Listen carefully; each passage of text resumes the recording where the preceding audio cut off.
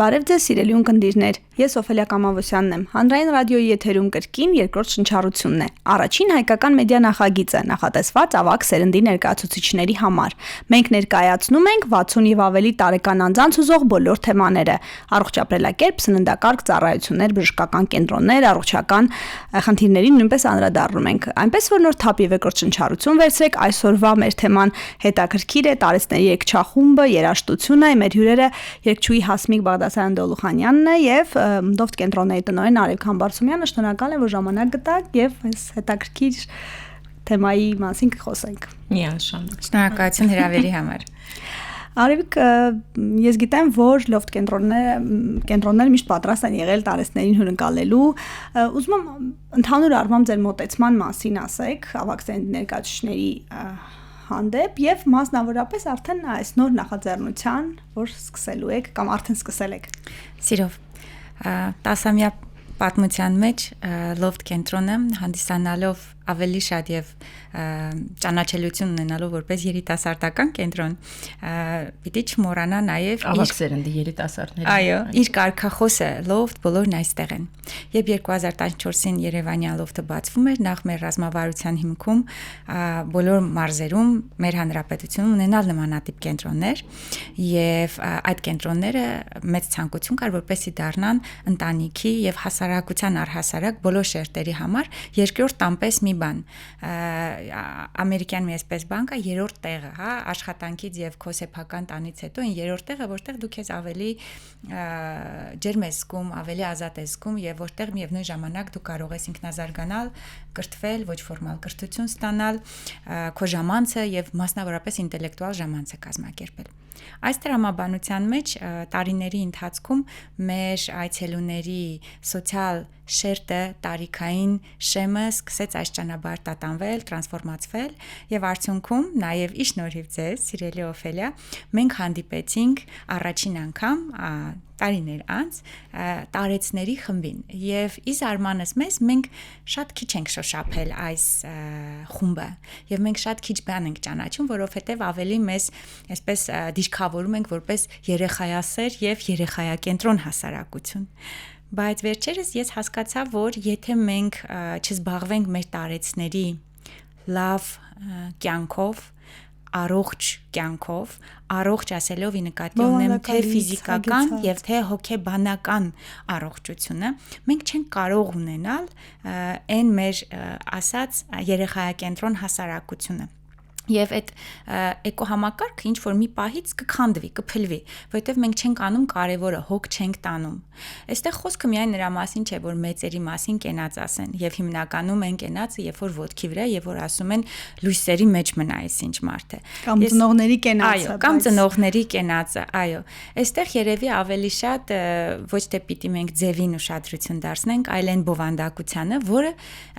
առաջին անգամ անկեղծ պիտի ասեմ, մենք սովորեցինք հենց ձեզնից մեր համագործակցությունից տարեցների եւ դեմենցիայի հետ կապված եւ այդ համագործակցությունը բերեց նրան, որ մենք սկսեցինք շոշափել այս շերտը։ Մեր վերաբերմունքը տարեցներին հարցին վերադառնալով, քանի որ Լոֆտի բազմաշերտությունը թույլ է տալիս տեսնել այնտեղ եւ ընդունել այնտեղ բոլոր տարիքային սահմաններին եւ դուք տեսել եք թե սիրելի Հասմիկի հետ հիմա մի քիչ կտարածվենք, ես չեմ ուզի առաջ ընկնել այդ հարցից բալիկների համերգներին, երբ որ կրծքով կերակրող մայրերը գրկած բալիկներին մի քանի ամսական լոֆթում են եւ դուք կտեսնեք այնտեղ նաեւ շատ հետաքրքիր տարեցների, ովքեր նաեւ որոշակի գուցե առողջական խնդիրներ ունեն եւ շատ նման են այն բեյբի կոնցերտներին եկող բալիկներին իրենց պահվածքով եւ նույն հոգացության կարիքն ունեն։ Մեր դռները բաց են եւ արդեն հաջորդիվ կպատմեմ, թե ինչպես ծագեց իդեան։ Հասմիկ, անդրադարձեք ձեր փորձառությանը, տարեցների աշխատանքի, ես գիտեմ, որ դուք բավականին հարուստ փորձառություն ունեք։ Բավականին այո, լուրջ փորձառություն կա եւ ինձ համար միշտ օրինակ էր եղել տարիներ առաջ երբ երեխա էի եւ նոր պետք է ընդունվեի երգչախմբային ընկերություն, այնտեղ դիրիժոր Էմմա Ծատուրյանը, որը տնօրեն էր այն ժամանակ, ուներ տարեսների երգչախումբ, որը շատ սիրված էր եւ ես հիշում եմ, շատ փոքր էի, բայց հիշում եմ, թե ինչպես էին այդ ավագ սերնդի ներկայացուցիչները արագ-արագ գալիս այդ երգչախումբին միասին հավաքվելը։ Այդ օրինակը միշտ ուղեղումս եղել է, բայց երբեք մտքովս չէր անցնի, որ մի օր ես կդառնամ ինչ որ մի երգչախմբի, այսպես չակերտավոր ղեկավար ասեմ։ Միավորող։ Այո, միավորող, շատ ճիշտ է, այո, միավորողը, երբ սկսեցի աշխատել շատ փոքրիկների հետ, որտեվ կարևորագույն հարթակն է այդ ամենափոքրիկները, որտեվ մեր ապագա ոչ թե շատ ծեծված բառերն ապագա կերտողը, բայց իրականությունը այդպեսին է, որ պետք է լինի այն շերտը, որի վրա դու ինտելեկտուալ առումով ունես հիմնվելու տեղ։ Եվ սկսեցի զբաղվել այդ շատ փոքրիկների համերգներով եւ եկավ ժամանակ, որ միառժամանակ մի տարի առաջ էր թե ինձ դիմեցին, որ նման երգչախումբ արդեն կայացած ուխտավորների խումբ կա, ավագ սերնդի, որոնք խնդրում են, որ ես դառնամ իրենց երգչախմբի ղեկավարը եւ այդպես սկսվեց այդ երկրությունս։ Եվ հասկացա, որ ես ինքս երևի թե շատ ուշ հոգով կծերանամ, քանի որ բոլոր այդ տարիքային շերտերը ինձ համար ոչ թե փոքրեր են, մեծեր են միջին, այ 0-ից 100 տարեկան երեխաներ են։ Եվ բոլորս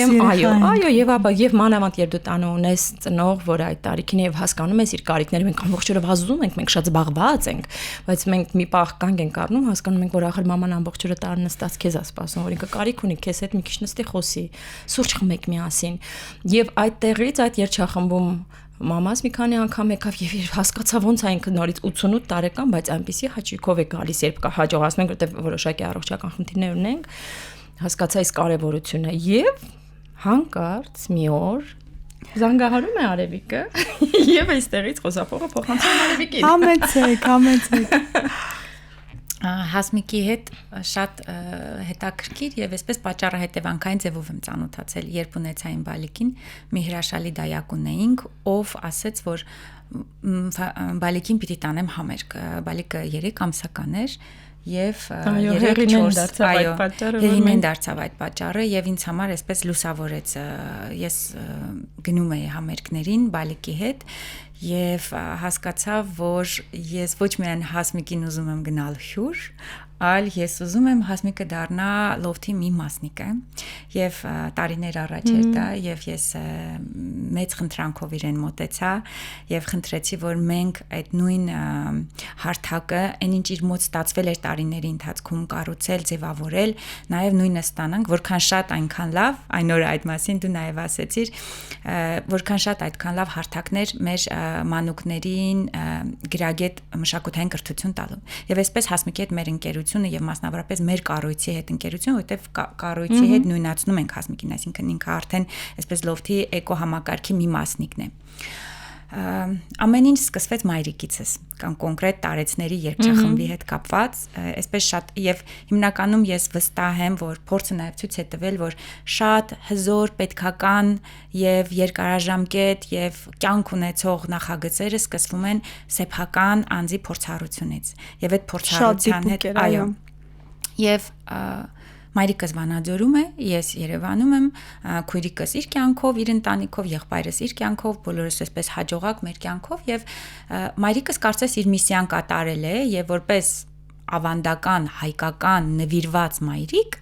այժմ ինչ որ մի պահ եկավ, որ երկրորդ շնչառություն վերցնելու ժամանակն է։ Այո, բայց ես հասկացա, որ ինքը ոչ թե կարիք ունի միայն, որ մենք ամեն օր իրեն այսպես չեքմարքի նման զանգահարենք եւ հարցնենք ոնց ես, այլ ինքը կյանքը ապրելու նոր գույներ, առօրյա նոր ընկերներ, նոր փորձառությունների կարիք ունի, որը ցավոք առայժմ մեր համակարգի մեջ լավ ձևավորված չունենք, հատկապես մարզային։ Այո, այո, ես գիտեմ, որ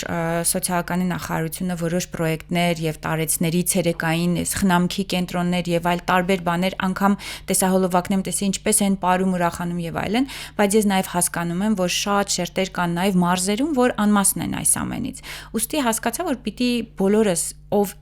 ինչքան հնարավորություն ունի, ստեղծի այս միջավայրը եւ այսպես հիմնվելով իմ մայրիկի կարիքին, այո, Հասմիկի հետ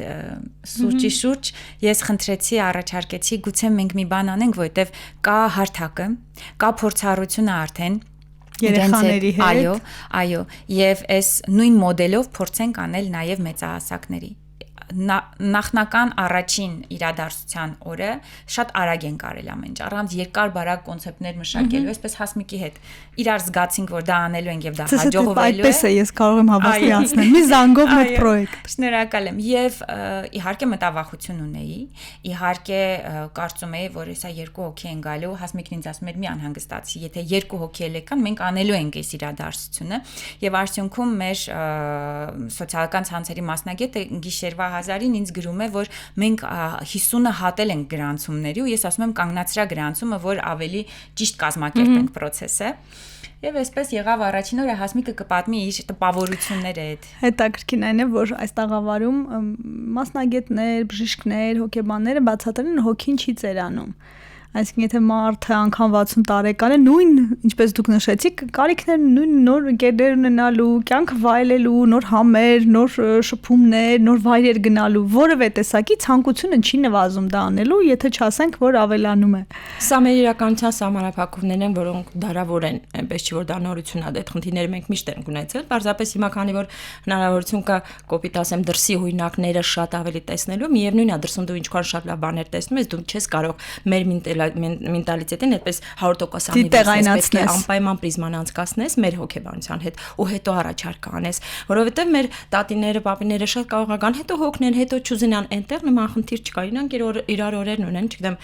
70-80 տարեկան դու կարող ես ավակ սերնդի գեղեցկուհիներ տեսնես, որ այսօր երեկոյան որոշել են միասին դուրս գան ճաշրիվ դուրս են գալիս, դա այնքան ներդաշնակ է, որը ցավոք սրտի մենք այս բան չունենք, մեզ մոտ 50 անց կին արդեն չգիտես ինչու համարում է, որ ինքը արդեն կյանքից հոգնած կին է ու վերջ։ Իսկ իրականում, երբ հասկանում ես, որ կյանքը իրականում սկսվում է 45+, բարձում է, որ չէ, այստեղ երկրորդ շունչը չի, դե սա դեռ առաջին շունչն է, նոր այսպես շատ են ասել, տաղավարում եղել են, որ 80 տարեկան մարդիկ ասեն, դե ես դեռ ասում երբեք վերցրեց ձեր երկրորդ շնչառությունը, ասում, բայց ես իմ առաջին շնչառության մեջ եմ, եւ իսկապես այդպես է։ Դա փաստ է, դա ոչ ինչ որ կոմպլիմենտար վիճակ է, որ դա փաստի արձանագրում է, որը ակնհայտ է։ Հասմիկ քանի հանդիպում է արդեն եղել եւ առաջին քայլերը երկացանկ եք մշակում, երաշտական տվյալներն եք ստուգում։ Նայեք, առաջի այդ կայացած խումբս, որ ունեմ, մենք արդեն 1 տարի փորձ ունենք, միասին փորձեր ենք անում, ծրագիր ունենք, դա ստաբիլ երջախումբ է, այսպես ասվենք։ Մայրիկ է կոչվում։ Մայրիկ երջախումբը Արևիկի հետ քննարկելիս մենք մտածեցինք այսպիսի բան, որ ավելի ազատ ձևաչափ իրենց առաջարկենք, որ բոլորն իմանան, որ յուրաքանչյուր շաբաթ օրը ժամը 12-ին Երևանի լոֆտում կա նման ձևաչափ երջախումբ, որի ընթացքում մուտքը վճարովի, որովհետև հրավիրված են 2 բազմականին լուրջ լավ մասնագետներ, որովհետև կատարածք եւ վերջում պարտադիր հյուրասիրություն, որովհետև իրենց բացի երկեցողությունից պարտադիր է շփումը։ Իրար հետ շփվելը առաջի օրը մայրիկներ կային, որ ինչ-որ համեղ բաներ էին պատրաստել իրենց են, որտեղ այդ շփման իրենք ձգտում են։ Ձևաչափը այսպեսին է, որ կարող եք ոչ թե ստաբիլ ամեն շաբաթ օր ժամը 12-ին գալ, կախում, որը ստաբիլ է գալու վստահ եմ, բայց մարդիկ կան, որոնք երբ ցանկություն ունեք, երբ ժամանակ իմանան, որ նման տեղ կա, որտեղ իրենց միշտ սպասում են, իսկապես սպասում ենք։ Եվ գինը այնպես է դրվել, բնականաբար դա նորմալ է, որ մասնագետը պետք է վճարվի, դա ամբողջ աշխարհի փորձառությունն է եւ ես չեմ ուզում որ մեր հայկական մտածողությունը այդ առումով որ տիպ ինչի ոչ մի լավ բան չի կարող լինել անվճար, բայց կա adekvat գնային մոտեցում, որը մենք մաքսիմալ ցուցաբերել ենք այս բարագայում։ Գիտեք, ես միշտ օրինակը որն եմ, ինչ օրինակ եմ բերում, մենք սովորենք մեր երեխաների համար մասնավոր թանկ դպրոցներ, տանել, վճարել, ախրելի գումարներ, բայց երբ որ ինչ որ ծառայություն կա մեր ծնողների համար, մենք մտածում ենք, արդյոք մենք վճարենք ամբողջ հարցը մենք ոնց որ գումար մեր ծնողի զբաղմունքի համար ծախսել ենք բոլորս, ովքեր որ միջին սերունդը չի պիտի դա ապահովի, մենք մի պահ մտածում ենք, այո, իսկ երեխայի համար երբեք չենք մտածում, երբ որ խոսում ենք մտածելակերպի փոփոխության մասին, իշ շարունակելով դա, այսինքն մենք ինքներս էլ ունենք այս գիտակցության փոփոխությունը, որը կարծում եմ արդեն սկսել է, այո, արժեքի ծախսել, նույն արժեքը պետք է ունենա կարևորության, այո։ Երբևէ այս պրիզմայից չէի նայել, իսկապես շատ ճիշտ եք։ Այս մի քիչ ցավոտ հարց է մեզ համար, ինչու, որովհետև սոցիալական նախագիծ վարելը, սոցիալական բիզնես նախագիծ, ինչ է դա նշանակում, երբ որ դու որոշակի արժեք ես սահմանում այդ պրոդուկտից կամ այդ տարածքից օգտվելու, որի ամբողջ հասույթը գնում է այդ կառույցի ինքնապահպանմանը, ծախսափակմանը։ Սա այնքան պարզ դրամաբանական է, որովհետև սկսած այդ տարածքի վարձակալությունից, այդ մեծ անձնակազմից, այդ պատշաճ վիճակից, սկսած ինտերնետից, դաշնամուրից, սպասարկումից, էլեկտրաէներգիայից, Wi-Fi-ից, այսինքն ամեն ինչը ֆինանսաժ է։ Եվ երբ որ դու կողքից շատ հեշտ է ամեն ինչ երևում։ Այո, ես գիտեմ, բայց երբ որ դու սոցիալական բիզնեսը որդեգրած, որպեսզի դու կարողանաս այն աշխատած մեկ լուման փակես քո կառույցի ծախսը եւ դու այստեղ չես կարող լավ բան անել, եթե դու դա չես կարողանում ծախսափակել։ Մենք շատ երկար ենք մտածել այս մուտքավճարի վերաբերյալ եւ ես առաջին օրը հայտարարեցի, որ ամեն ինչ կանեմ, որ մենք կարողանանք հովանավոր գտնել նախագծի համար եւ կարծում եմ, որ